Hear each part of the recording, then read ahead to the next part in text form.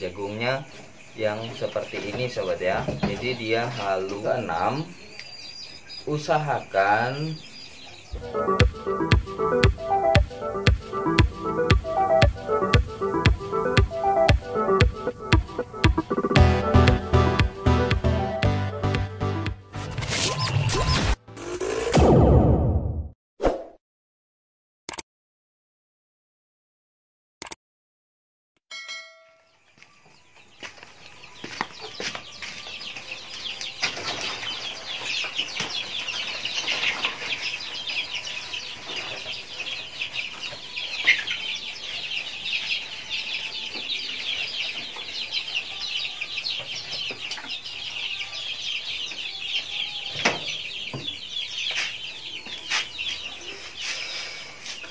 Halo sobat, assalamualaikum warahmatullahi wabarakatuh. Kembali lagi bersama saya di Mas Hadi Channel yang membahas segala sesuatu tentang dunia ternak dan juga bisnis.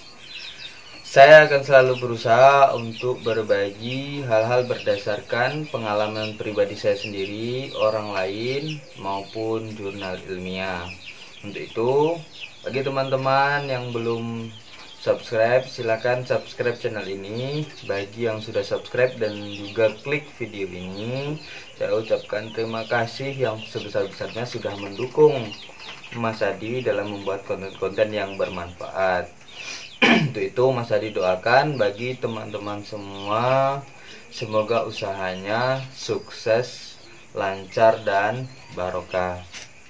Oke, hari ini Mas Hadi ingin membahas tentang hal-hal yang perlu kita perhatikan dalam memelihara DOC atau anak ayam.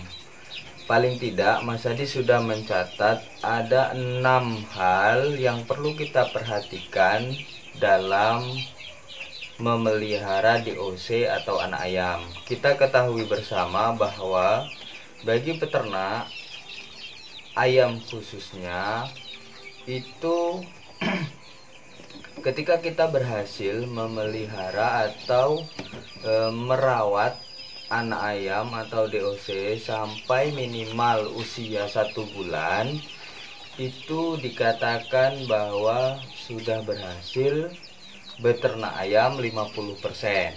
Jadi 50% kita sudah berhasil. Tinggal yang lain-lainnya itu adalah merawat ayam yang pembesaran itu tidak begitu sulit, hanya saja butuh ketelatenan. Nah, khusus video ini Mas Hadi akan membahas 6 hal tersebut yang perlu kita perhatikan dalam memelihara anak ayam atau DOC. Yang pertama adalah kita harus memperhatikan kehangatan DOC tersebut. Kenapa seperti itu? Secara alami, anak-anak ayam itu sebenarnya diasuh oleh induknya. Kalau kita lihat secara alami, anak-anak ayam itu sering sekali masuk ke dalam tubuh induknya. Artinya dia butuh kehangatan daripada tubuh induknya. Nah, untuk mengganti induk itu kita harus menyiapkan penghangat. Ada beberapa model. Yang pertama adalah menggunakan lampu, yang kedua adalah menggunakan pemanas keramik, yang ketiga adalah menggunakan pemanas batu bara. Nah, untuk pemanas keramik dan pemanas batu bara itu biasanya dipergunakan oleh peternak-peternak besar yang DOC-nya itu sudah ribuan atau puluhan ribu. Nah, untuk skala kecil atau skala hanya 100-200 DOC atau anak ayam itu biasanya yang paling sering digunakan adalah menggunakan lampu pijar atau lampu yang kuning seperti ini. Dia panas sobat ya. Nah, itu biasanya yang dipergunakan oleh peternak itu, termasuk Mas Hadi juga mempergunakannya. Nah, kemudian yang kedua, setelah kehangatan kandang, yang perlu kita perhatikan adalah pakan. Mas Hadi biasanya memberikan pakan full fur pabrikan itu dari usia 1 sampai 14 hari. Nah, setelah 14 hari ke atas masa dicampur dengan jagung halus.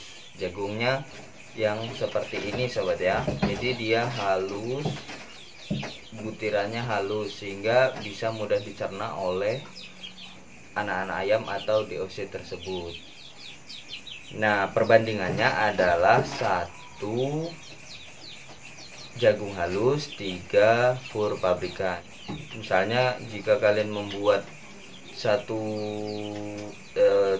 ons fur pabrikan, 1 ons jagung halus.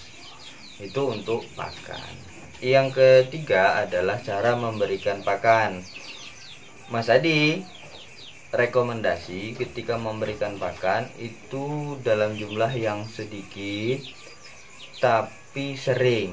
Biasanya bisa satu hari itu bisa 4 atau 5 kali memberikan pakan. Ketika dikontrol kemudian dia terlihat habis, kita berikan lagi. Jadi fungsinya juga kita bisa sering-sering mengontrol anak-anak ayam atau DOC-DOC tersebut.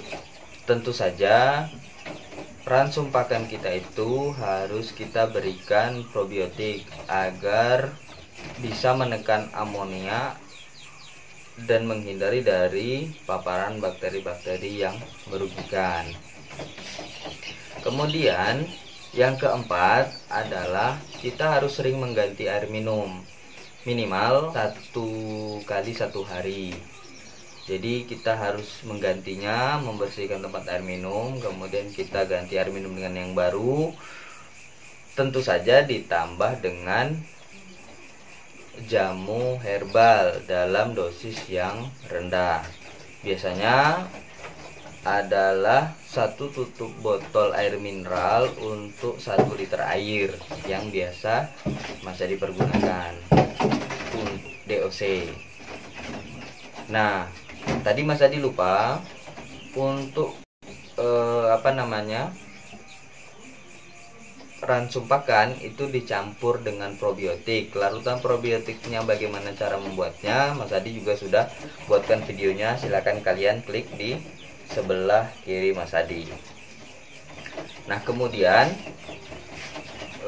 air minum itu harus diganti setiap hari dan ditambahkan jamu herbal yang sudah juga Mas Adi berikan tutorial pembuatannya di video yang lain. Linknya silahkan kalian klik di pojok kanan atas atau nanti Mas Adi akan sertakan di kolom deskripsi. Nah, yang kelima, ketika kondisi amonia di dalam kandang, apalagi yang tertutup seperti punya Mas Adi ini, itu bisa kita rasakan ketika kita membuka box itu ada bau yang menyengat, itu biasanya adalah amonia. Nah, ketika amonia itu sudah terasa sangat menyengat sekali, itu kita harus segera membersihkan kotoran ayam. Kalau punya Mas Adi itu karena spesifikasinya adalah tempat kotorannya ada seperti rak, jadi bisa dicabut kemudian dibersihkan, kemudian kita masukkan lagi. Nah, ketika kita memberikan probiotik sebenarnya tidak terlalu sering, tidak terlalu bau ya, tidak terlalu menyengat, karena memang probiotik itu bisa menekan amonia juga. Nah, itu. Nah, kemudian ini ganggu orang syuting aja tokek ini. Mau sobat ya, tadi ada sekilas info suara tokek. Nah, untuk yang keenam, usahakan untuk mengisi box DOC atau kandang DOC atau kandang anak ayam itu jangan terlalu padat. Biasanya Mas Adi sebenarnya sudah Mas Adi beritahukan di video yang ini, tapi akan Mas Adi jelaskan lagi. Biasanya Mas Adi untuk ukuran 120 sampai 120 kali 60 itu maksimal Mas Adi isi 50 ekor DOC.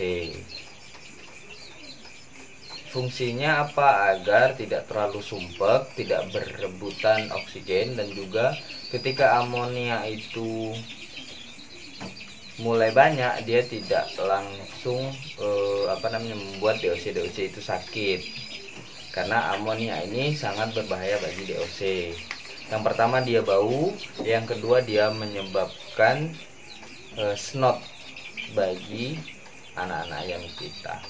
Jadi mungkin 6 hal itu yang perlu kita perhatikan dalam memelihara DOC atau anak ayam. Ketika kita melakukan hal ini dengan seksama, insya Allah DOC kita akan sehat dan juga tidak ada kematian di dalamnya. Nah, sedikit saja kita meleset, biasanya ya akan berakibat fatal. Maka ketika kita ingin memulai usaha ini, kita pastikan bahwa kita itu telaten atau kita itu suka memelihara anak-anak ayam itu. Jadi mungkin itu dulu sobat yang bisa Mas Adi sampaikan. Semoga video ini bermanfaat bagi teman-teman semua, sobat-sobat semua. Jika kalian merasa video ini bermanfaat, silahkan like. Dan jika ada pertanyaan, silahkan komen dan bagikan kepada rekan-rekan, sahabat-sahabat semua yang lain. Kita belajar bersama. Wassalamualaikum warahmatullahi wabarakatuh.